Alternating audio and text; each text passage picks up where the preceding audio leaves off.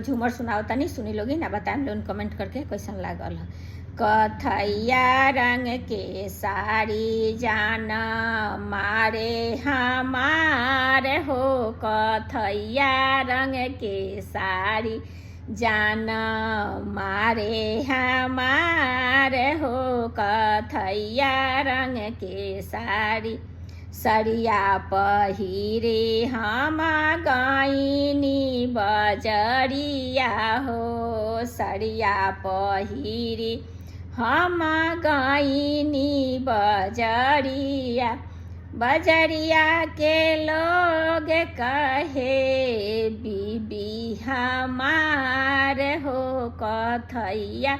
रंग के साड़ी जाना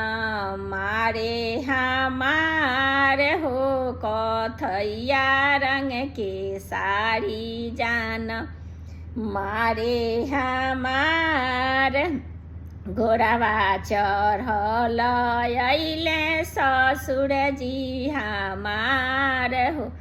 कौन साला बीबी कहे बहुआ हमार हो, कथैया रंग के साड़ी हमार जीव के जंजाल हो, कथैया रंग के साड़ी जाना